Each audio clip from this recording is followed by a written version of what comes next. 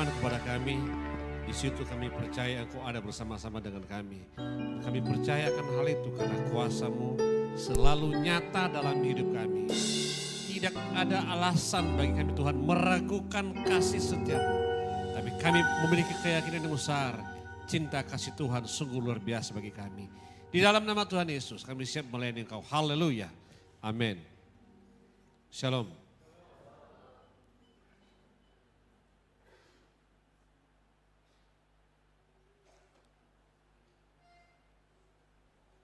Saudara, pada hari ini saya mengambil suatu tema, 3 musuh utama manusia. Nah, jadi 3 musuh utama manusia, maka perlu kita wanti-wanti, perlu kita waspada terhadap musuh utama kita. Ya. Banyak orang tidak sadar tentang hal ini. Namun perlu kita ketahui bersama. Maka dalam menangani kasus yang kita alami di dalam kehidupan sehari-hari, maka perlu ada 3 hal. DPM. Apa? DPM adalah doa, puasa, dan memberi. Kita ucapkan bersama-sama 3 ya. Doa, puasa, dan memberi. Nah, di sini ditantang umat Tuhan untuk melakukan hal ini, untuk memerangi ketiga musuh kita. Kita baca Mazmur, next. 34 ayat 17. Sama-sama kita membacanya.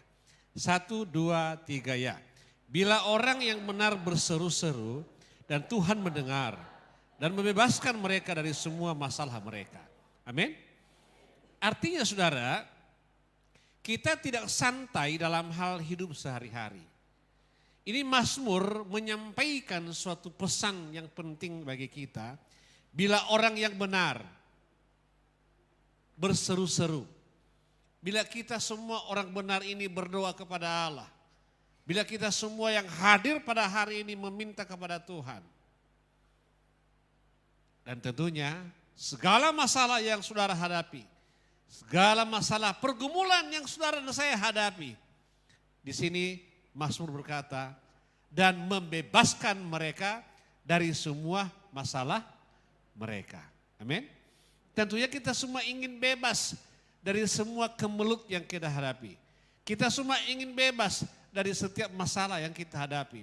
Kita semua ingin bebas dari segala persoalan hidup yang kita alami. Betul? Apa saja masalah kita? Banyak. Masalah manusia banyak. Ya. Namun Tuhan minta kita untuk berseru. Untuk berdoa. Supaya apa? Supaya bebas dari masalah yang kita alami. Berikutnya. 3 musuh utama manusia. Yang pertama adalah 1, kesombongan. Kedua, nafsu. Ketiga, keserakahan. Kita sama-sama mengucapkan yuk, jangan santai-santai dong. 1, 2, 3.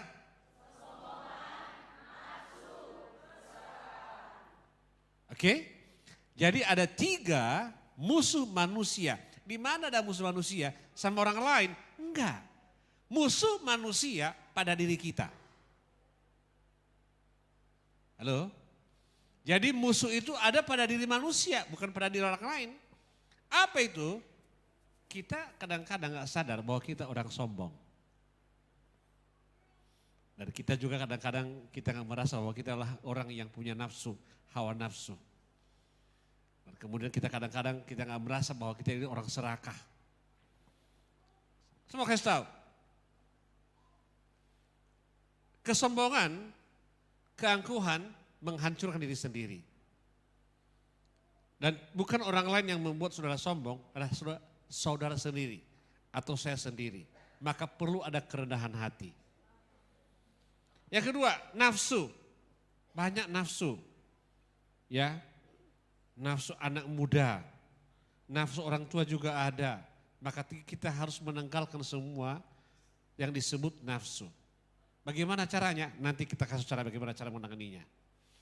Kemudian serakah. Serakah ini maunya sama dia semua. Dia nggak mau bagi-bagi sama yang lain. Maunya dia aja semua yang mendapatkan berkat. Yang lain gak usah lah. Saudara ingat baik-baik. Itu adalah musuh. Di mana musuh? Di dalam pikiran kita. Selangi, 3 musuh utama manusia. Di mana ada? Dalam pikiran saya dan dalam pikiran saudara. Berikutnya. Ini perlu doa. Kenapa kita memerlukan doa? Untuk membatalkan kesombongan. Amin. Doa membatalkan kesombongan. Sama-sama katakan 3 ya. Jadi saudara, kalau orang berdoa nggak sombong lagi. Jadi orang-orang yang berdoa itu adalah orang-orang yang rendah hati. Katakan amin. Jadi kalau saudara masih sombong, engkau juga berdoa masih sombong, periksa doa saudara. Doa apa yang kau doakan? Ya. Doa membatalkan kesombongan. Katakan amin. Orang berdoa tidak lagi sombong. Ulangi dong. Orang berdoa tidak lagi sombong. Amin. Katakan orang berdoa tidak sombong. Tapi orang berdoa itu rendah hati. Kenapa? Dia merendahkan hatinya di hadapan Tuhan. Dia mengakui bahwa dia gak ada apa-apanya. Karena hanya satu hal yang paling hebat di dalam bumi ini. Hanya Tuhan Allah. Karena dia yang menciptakan langit dan bumi serta segala isinya. Jadi gak ada yang perlu kita banggakan. Harta, kekayaan, jabatan, tak apapun gak ada. Kita harus merendahkan hati di hadapan Tuhan. Kegantengan, kecantikan, kemolekan, apa lagi? Kehebatannya gak ada. Kita harus datang kepada Tuhan dengan rendah hati. Amin. Gak ada orang berdoa, Tuhan berikan kami hari ini, kalau enggak turun. Biar aku yang naik. Gak ada. Gak ada orang berdoa begitu. Dia merendahkan hati, dia mengambil posisi yang paling tersembunyi. Dan dia bersyukur pada Tuhan, terima kasih buat kasih setiamu yang kau berikan bagi kami pada hari ini. Tinggal kita mengucap syukur. Orang yang suka mengucap syukur itu adalah orang rendah hati. Makanya perlu doa.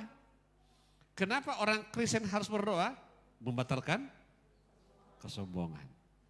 Jadi saudara gak sombong lagi. Katakan amin. Bilang sama tetangganya, saya tidak sombong lagi.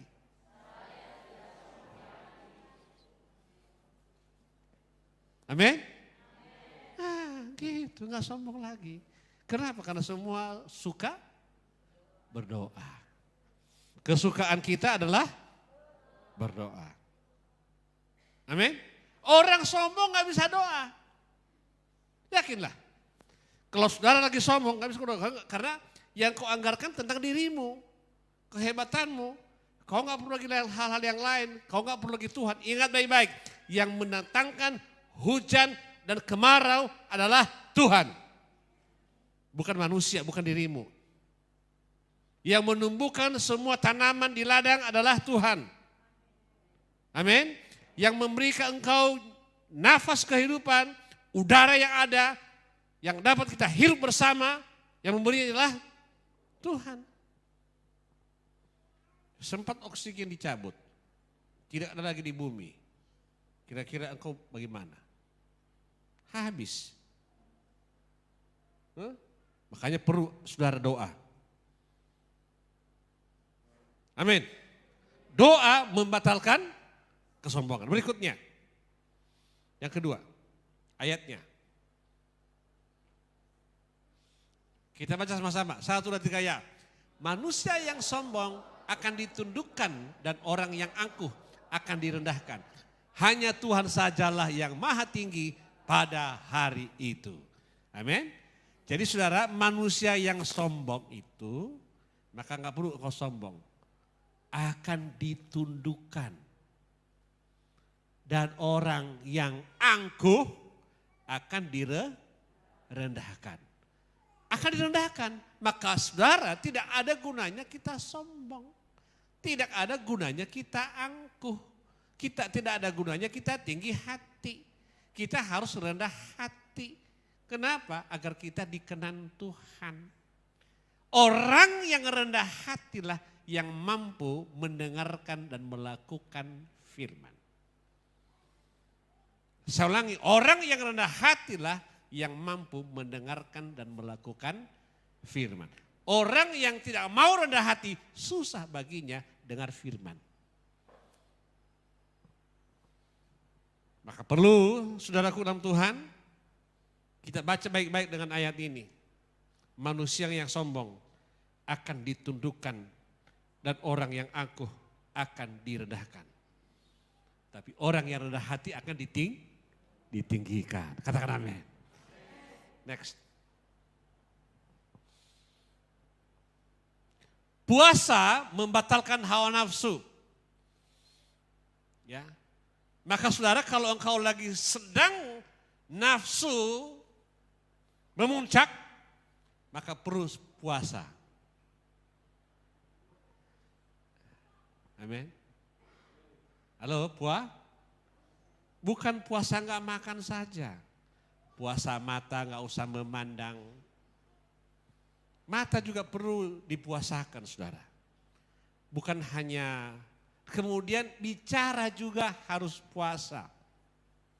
Cara ngomong kita juga harus puasa.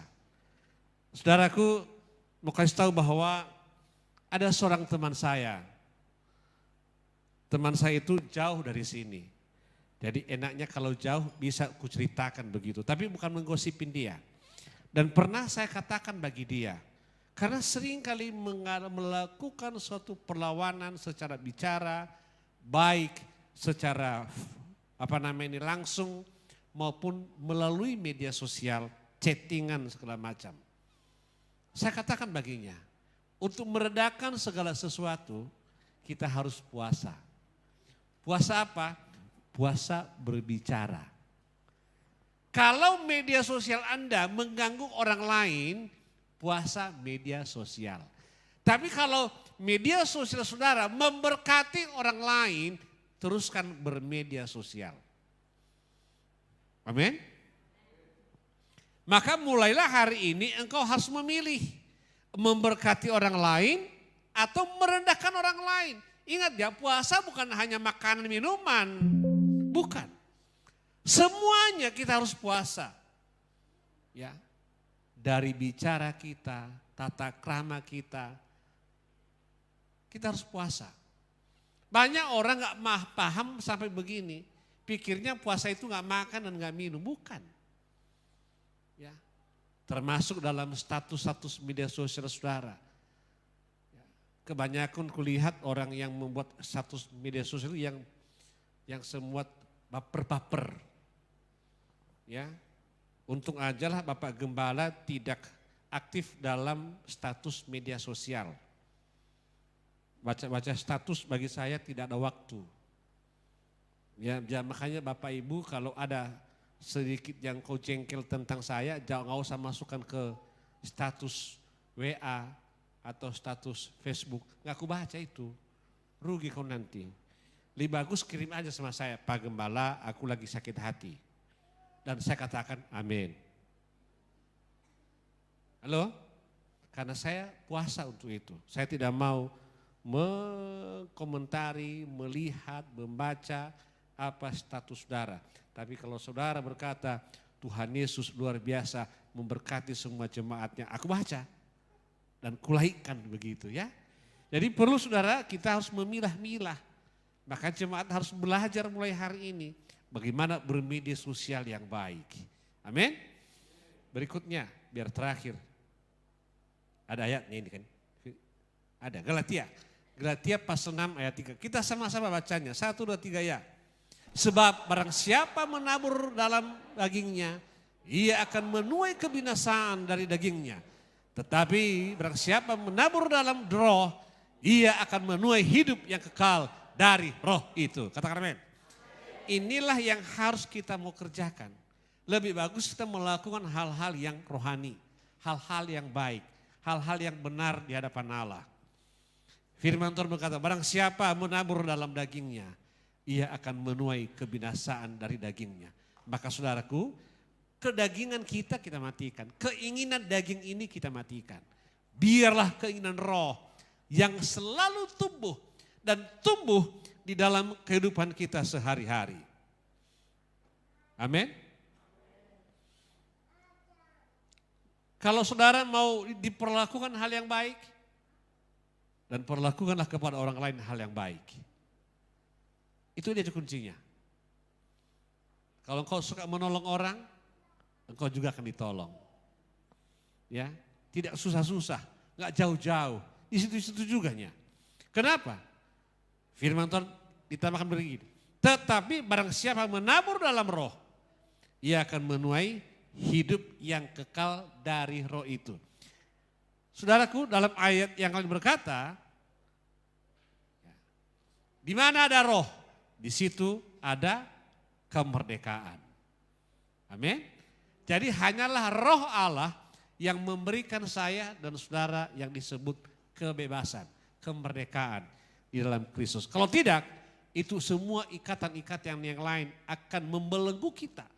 Semua rantai-rantai yang lain, rantai-rantai dari setan dibelenggu kita sehingga kita tidak mendapatkan kebebasan untuk bersuka cita di hadapan Tuhan. Jangan sampai sukacita saudara disita oleh setan. Jangan sampai sukacita saudara dicuri oleh setan. Biarkanlah roh saudara bebas untuk memuji Tuhan. Amin. Berikutnya.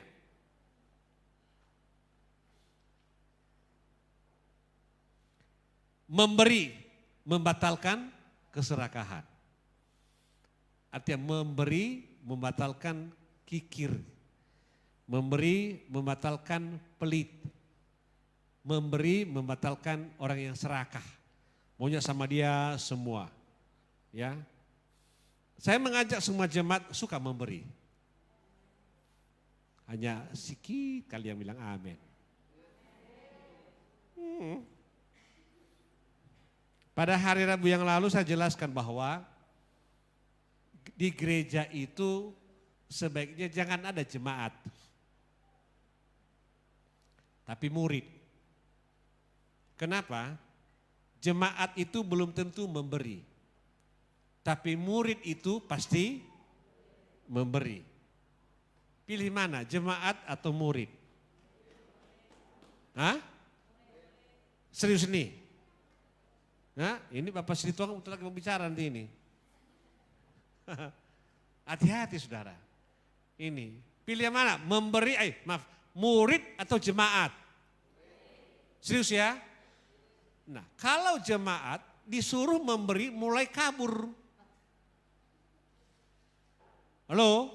Oh, bukan untuk saya itu, untuk Bapak Sianu, dia kan murid. Tapi murid setia sampai mati. Apa? Setia sampai mati. Beberapa hari yang lalu saya bersama dengan seorang cucu. Nah, cucu ini dia sudah sekolah. Dan saya katakan, siapa yang cantik? Mismu atau mamakmu? Apa jawabnya Ting? Dua-duanya katanya. Dia membela. Dia membela gurunya. Dia nggak mau gurunya direndahkan. Halo? Dia membela gurunya jangan sampai direndahkan. Dia membela gurunya hebat. Amin. Halo, amin. Saya nggak tahu apakah jemaat ini membela saya atau tidak. Sebagai gurunya di sini. Aku sanksi saudara menceritakan saya di luar. Tahu gak? Kepala kami itu. Ngomong saja. Gimana? Begitukah? Nah, coba kan terbukti kan? Engkau menceritakan saya di luar. Baper nih. Halo? Halo? Seorang guru tidak menceritakan kelakuan gurunya yang buruk. Dia berkata guru saya baik, guru saya hebat, walaupun gurunya marah. Betul? Saat gurunya marah, dia tahankan, guru saya baik. Saya yang jahat. Kalau jemaat berbeda, aku yang baik, pendeta jahat. Halo? Benar atau salah? Ya benar nih. Ingat baik-baik. Kalau engkau murid ini suka memberi. Dan memberi itu membatalkan keserakahan. Katakan amin. Jadi saudara, jemaat gak ada lagi orang serakah.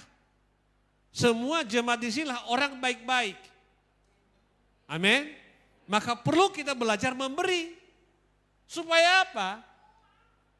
Lebih berbahagia orang memberi daripada menerima. Ayatnya Kisah Rasul pasal 20 ayat 35. Pilih mana? Bahagia atau tidak bahagia? Tentunya kita mau bahagia. Bahagia apa? Memberi. Amin. Halo amin. Ada juga orang, dia bahagia kepada apa pemberian. Dia bukan bahagia kepada si pemberi. Ini masalah. Harusnya kita bahagia kepada orang si pemberi, bukan pada pemberian. Seandainya ini ada barang emas harganya 10 juta. Berapa? 10 juta. Emas 10 juta. Maka diberikanlah ini kepada satu orang. Anggap ini yang diberi ini adalah Deborah. Ada Deborah hari ini? Ada. Oh, Deborah. Deborah senang kepada emas ini, ada kepada yang memberi emas. Nah. Kan? Iya kan? Oke, sekarang dibilangnya dua-duanya. Tapi kebanyakan orang di mana? Kepada emas ya kan? Kepada pemberi lupa kan? Banyak orang lupa. Makanya saudara perlu perhatikan baik-baik. Jangan engkau bangga kepada pemberian. Tapi banggalah engkau kepada si pemberi. Tahukah saudara siapa si pemberi itu? Yang memberikan segala sesuatu Tuhan Yesus. Banggalah engkau pada Tuhan Yesus. Jangan engkau bangga apa yang ada padamu. Amin. 1 Timotius 6 ayat 9.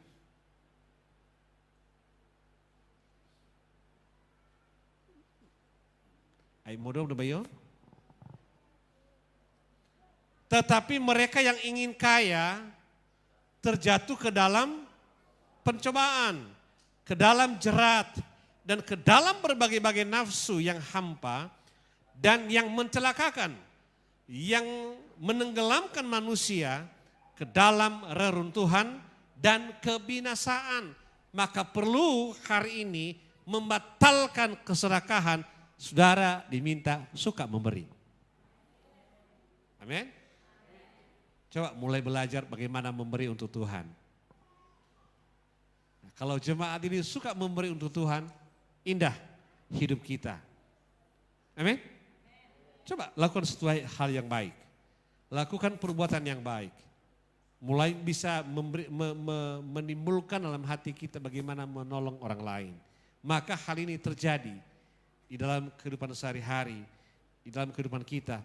Sehingga keserakahan dapat kita batalkan oleh karena kita suka memberi. Jadi jemaat yang dikasihi Tuhan, belajarlah memberi yang terbaik untuk Tuhan. Yang terakhir, selesai. Terima kasih Tuhan Yesus memberkati kita semua. Tentunya saya undang ke depan para penyanyi dan para pemusik. Kita menyanyikan lagu-lagu pujian pada hari ini.